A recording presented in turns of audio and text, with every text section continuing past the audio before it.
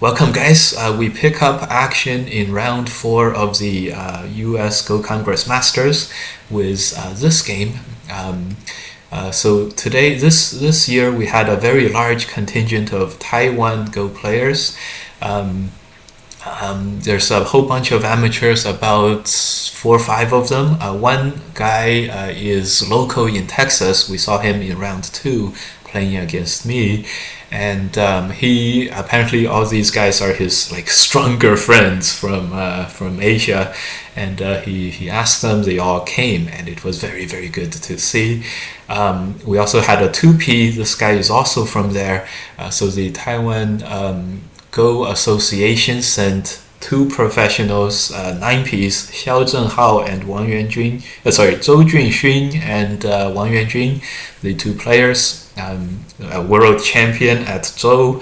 And I believe Xiao Zhenghao came because his friends all came. I don't know if they sponsored him over, but in any case, they sent 3 9Ps, which I believe is probably, the total number of 9Ps that they ever had. So maybe they had 5, maybe more, but very, very nice to see that happen.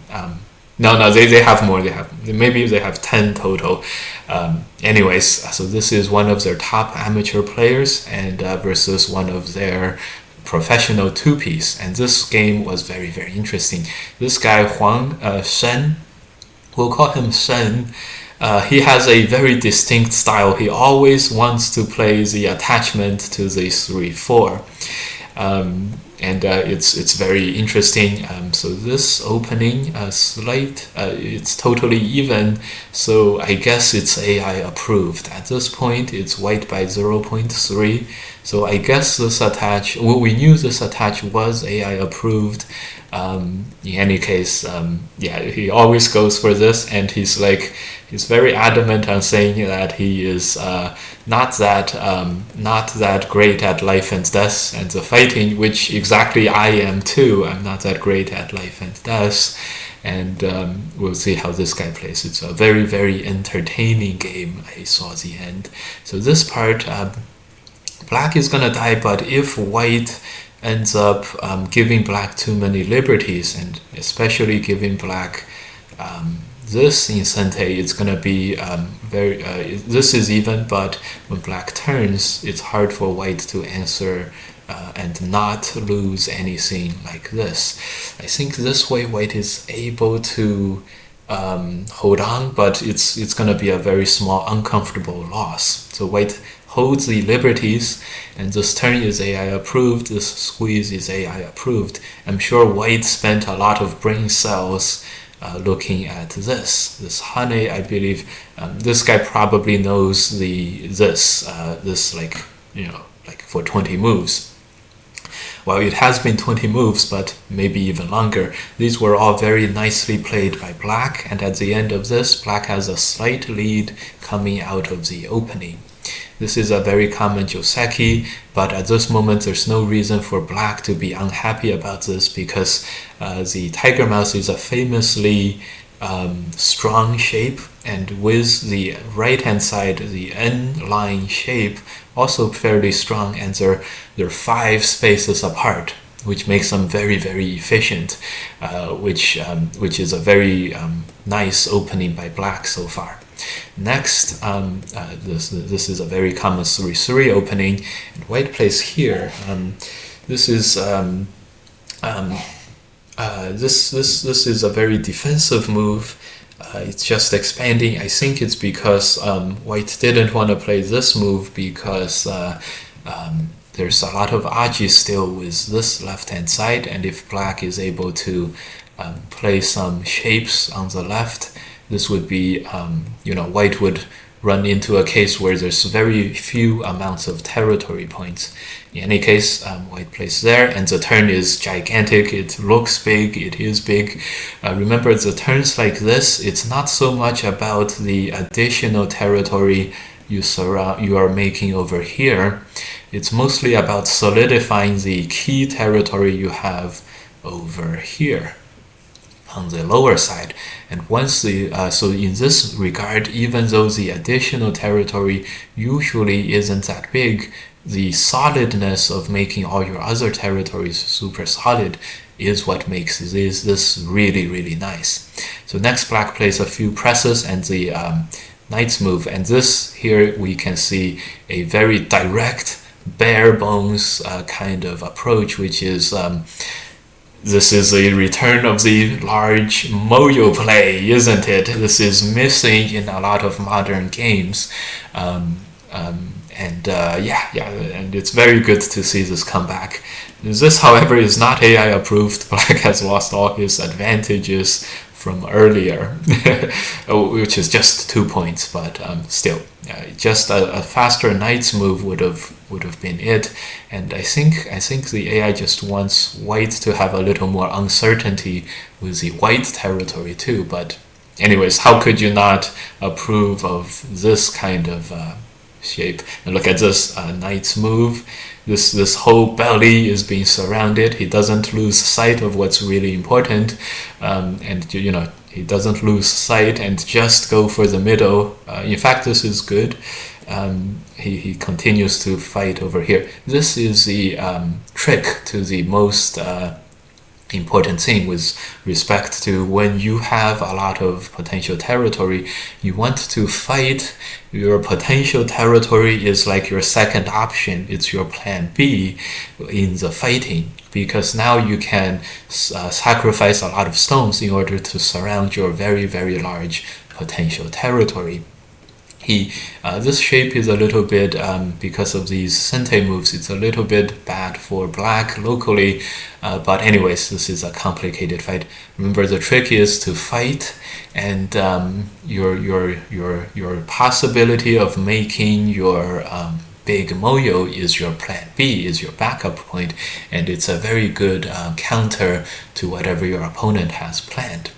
So here, this fight is going white's way. White has clawed back to a small advantage. When white plays this move, right now, white has a 2.3 point lead, and I think that's mostly due to black not being able to tenuki on the left. There is an opening here later, and white is living inside black's very, very large moyo. Of course, white has to be careful about exactly how he lives, and he has to be careful not only for the for living and safety. He also has to be careful about not destroying enough. So it's still tricky for white to play, and in the game white makes a big mistake and threatens to capture the 3 stones. Black jumps on this and allows white to capture 3 stones, and Atari is here for the very large moyo, and this way black has regained the AI lead in the game. Of course, a very common theme is that he's playing against the professional who is 2-1. He's basically very, very strong for sure, and he has not lost sight of what's really important. For example, he's not fixated on making his big points and then letting the white capture a group on the top. He's always really in aware of what he needs to do and everything. So here, white in this fighting, white ends up making a secondary, I guess, a mistake. When black captures here, white had to save this and ended up in gote. The other move was to connect here, but this noticeably doesn't damage the top. So white plays here, and black plays the Atari, and is able to save the top and make the middle. And so here, right now, black has a bit of a lead, a 15-point lead. He gets the top, he also makes a lot of territory, and he makes the middle territory. This was quite well done. He really did a good job of holding white in place. White is fighting over, a little bit of dead stones, or potential, a little bit of stones, and black is making this whole middle, and what a nice sacrifice play here right now. Because black has already lived, I wonder if the move is here. If white just harness and captures these stones, black would not mind at all. This is a very comfortable win. The thing black is worried about is this. Unfortunately for white, in order to attack black, white has to connect, and then black just lives totally carefree. Anyways, maybe play here. I'm not sure. Anyways, this is a way for black to continue to get ahead. Very interesting, very interesting shapes here. A lot of sacrifices and so on. So now it's white's last chance to do something about the black moyo. White jumps, black cuts white from the bottom. This is very good idea.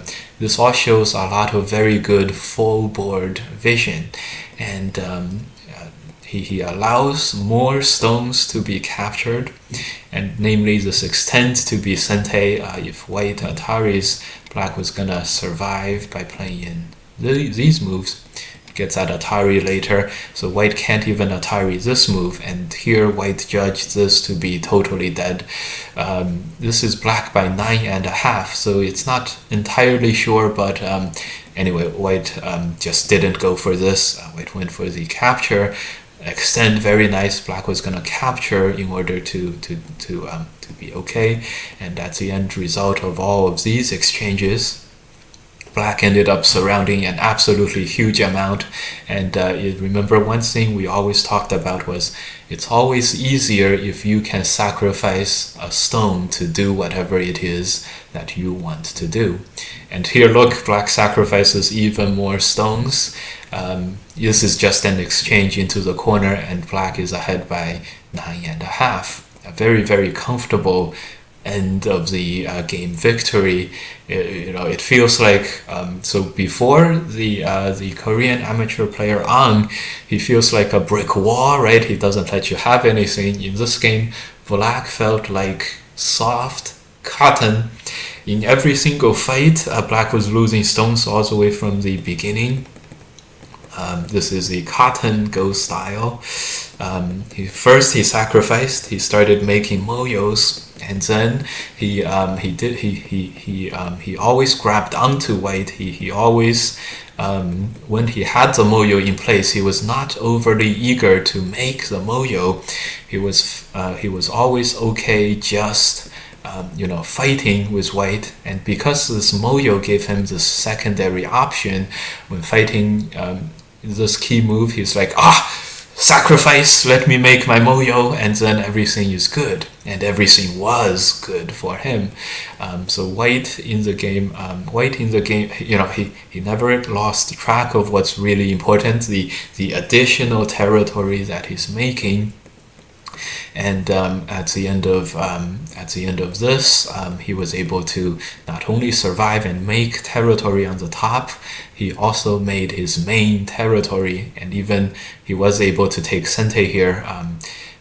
He answered, and here when it was the last test against him, this was the best move by white. He answered this test supremely well.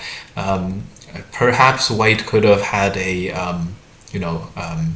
some other kinds of moves, but I really don't see anything other than the connect, and then black was gonna go for the wedge.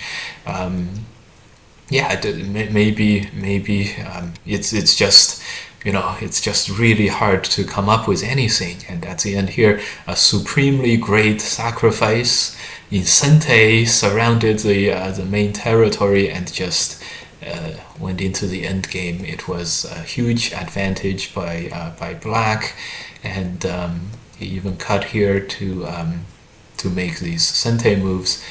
12 points of lead, easy stuff. Ended up exchanging and losing more stones.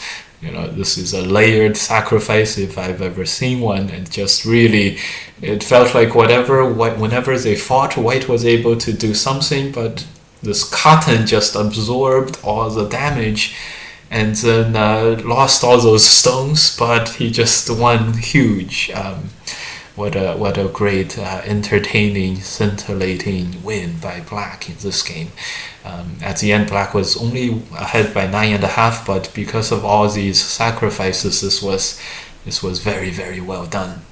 Very, very well done. Hugely entertaining. Defeated the pro, and yeah, it's nice.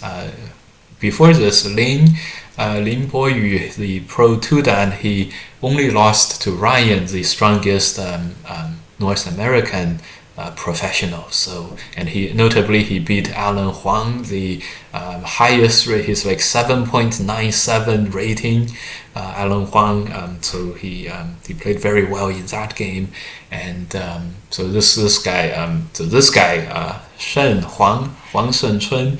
He really showed some very nice and entertaining, unconventional, bringing back the Moyo kind of games.